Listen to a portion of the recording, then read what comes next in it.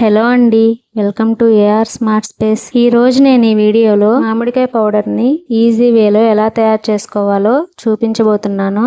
Summer వచ్చిందంటే మనకు మొదటిగా గుర్తొచ్చేది మామిడికాయలే కదా. మామిడికాయ సీజన్ లో ఇలా ఒకసారి పౌడర్ చేసి పెట్టుకున్నారంటే ఏడాది పొడవునా చింతపండు అవసరమే ఉండదు.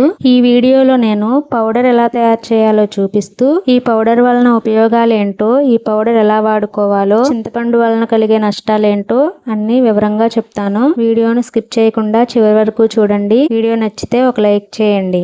ముందుగా మామిడికాయను ఈ విధంగా తొడిమి తీసి ఒక పావు గంట నీళ్ళల్లో వేసుకోవాలి.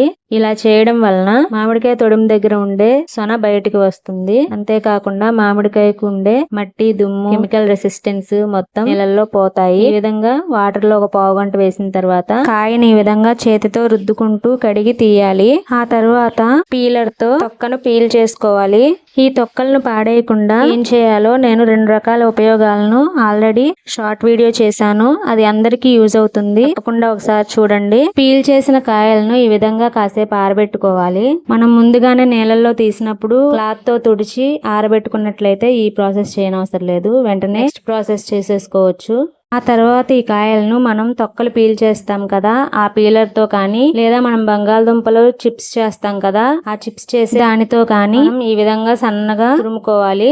మనం ఈ విధంగా సన్నగా తీయడం వలన మనకు ముక్కలు తొందరగా ఎండుతాయి. అదే విధంగా మనం మిక్సీ పట్టుకోవడానికి కూడా పౌడర్ చేసుకోవడానికి ఈజీగా ఉంటుంది. కొంతమంది ఏం చేస్తారంటే సన్నటి ముక్కలుగా తరిగి ఎండబెడుతూ ఉంటారు. అలా కూడా చేసుకోవచ్చు, కానీ అలా చేయడం వలన పౌడర్ చేయడం కొంచెం కష్టం అవుతుంది. రోట్లో దంచి తర్వాత మిక్సీ పట్టుకోవాల్సి ఉంటుంది మెత్తటి పౌడర్ కావడానికి. ఈ విధంగా అయితే తొందరగా పౌడర్ చేసుకోవడానికి ఈజీగా ఉంటుంది. ఈ విధంగా చేయడానికి కాస్త టైం ఎక్కువ పడుతుందనే కానీ జాగ్రత్తగా కొంచెం ఓపిక చేసుకొస్తే సంవత్సరం అంతా మనకు ఉపయోగపడుతుంది. మీకు కావాలంటే కొన్ని ఈ విధంగా స్లైస్ చేసి ఎండబెట్టుకోవచ్చు, కొన్ని ముక్కలుగా చేసి ఎండబెట్టుకోవచ్చు. మేము ఇక్కడ ఒక 100 కాయల వరకు పౌడర్ కోసం తయారు చేసుకుంటున్నాము. ఈ ప్రాసెస్ లో మనం పిల్లల హెల్ప్ కూడా తీసుకోవచ్చు. ఇలా తీసుకోవడం వలన పిల్లలకు కూడా ఇది ఒక యాక్టివిటీ లాగా ఉంటుంది.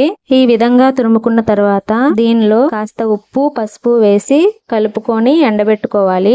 ఉప్పు వేయడం వలన దీనిలో ఉండే ఎక్స్ట్రా నీరు బయటకు వచ్చి త్వరగా ఎండడానికి హెల్ప్ అవుతుంది. సంవత్సరం అంతా ఈ పౌడర్ నిల్వ ఉండడానికి ప్రిజర్వేటివ్ లా కూడా పనిచేస్తుంది. టేస్ట్ కూడా బ్యాలెన్సింగ్ గా ఉండడానికి హెల్ప్ అవుతుంది. పసుపు వేయడం వలన నేచురల్ యాంటీ బ్యాక్టీరియల్ ప్రాపర్టీస్ ఉంటాయి. పౌడర్ కలర్ చేంజ్ అవ్వకుండా ఉండడానికి హెల్ప్ అవుతుంది. స్మెల్ ఫ్రెష్ గా ఉండడానికి హెల్ప్ చేస్తుంది. కానీ ఉప్పు, పసుపు మరీ ఎక్కువగా వేసుకోకూడదు. ఉప్పు ఎక్కువగా వేస్తే పౌడర్ చాలా సాల్టీ అయిపోతుంది. పసుపు ఎక్కువగా వేస్తే నేచురల్ మ్యాంగో ఫ్లేవర్ తగ్గిపోతుంది. మాకు ఇక్కడ సగం కాయలతో చేసిన దాంట్లో ఉప్పు, పసుపు కాస్త ఎక్కువ పడింది. అందువలన మేము నెక్స్ట్ చేసే మిగతా సగం దాంతో అసలు ఉప్పు, పసుపు వేయకుండా ఎండబెట్టాము. మొత్తం కలిపి పౌడర్ చేస్తాం కాబట్టి మొత్తం బ్యాలెన్స్ అయిపోతుంది. ఆ తర్వాత ఒక కవర్ మీద పల్చగా పరుచుకొని ఎండబెట్టుకోవాలి. మేము ఈ ప్రాసెస్ నైట్ చేసాం కాబట్టి ఫ్యాన్ కింద ఆరబెట్టాము. తెల్లారే ఎండలో పెట్టాము. మొత్తం పూర్తిగా ఎండడానికి ఎండ ఉంటే 2 days లో ఎండిపోతుంది. ఈ పౌడర్ లో మనకు విటమిన్ సి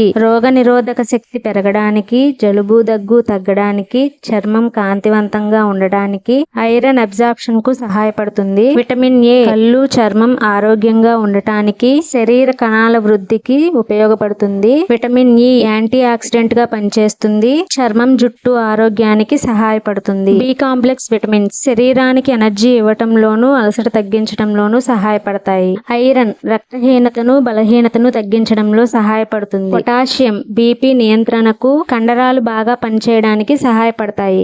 మెగ్నీషియం ఎముకలు బలంగా ఉండేందుకు, కండరాల పనితీరుకు సహాయపడుతుంది. వీటన్నిటితో పాటు మనం ఈ పౌడర్ ని తరచూ వాడడం వలన జీర్ణక్రియ మెరుగుపడుతుంది, ఆకలి పెరుగుతుంది, వేసవిలో శరీరానికి చల్లదనాన్ని ఇస్తుంది. చూడండి, మామిడికాయ స్లైసెస్ ను ఈ విధంగా ఎండబెట్టుకోవాలి.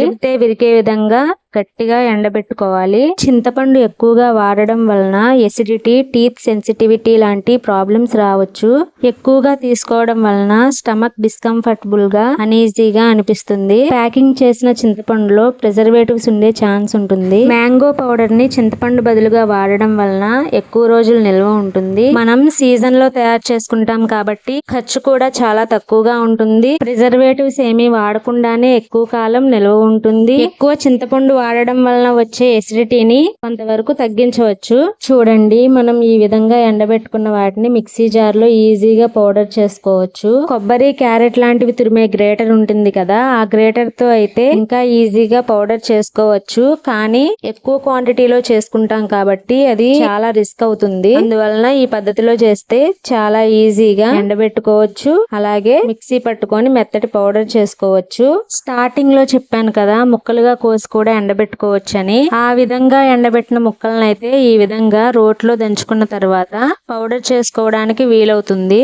ఇవి లాస్ట్ ఇయర్వి, మీకు ఐడియా కోసం చూపిస్తున్నాను. ఈ విధంగా తయారు చేసిన ముక్కలు అయితే మాక్సిమం పప్పులో వేసుకోవడానికి మాత్రమే ఉపయోగపడతాయి. ఈ విధంగా పౌడర్ చేసుకోవడానికి కాస్త రిస్క్ ఎక్కువ అవుతుంది.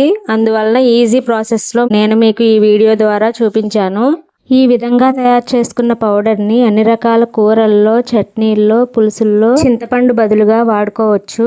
మీకు డౌట్ రావచ్చు, చింతపండు బదులుగా వాడితే టేస్ట్ లో తేడా వస్తుందేమోనని. అలా ఏం రాదండి. వాడాల్సిన విధంగా వాడితే ఇంకా టేస్ట్ డబుల్ అవుతుంది. నేను 1 సంవత్సరం పైనుంచే వంటల్లో ఈ పౌడర్ ని వాడుతున్నాను. మీకు కావాలంటే కామెంట్ చేయండి, రెసిపీస్ షేర్ చేస్తాను.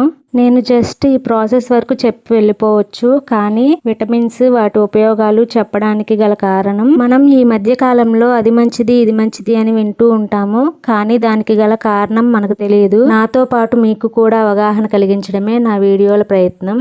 ఈ ప్రాసెస్ లో నేను కూడా మీతో పాటు చాలానే నేర్చుకుంటున్నాను.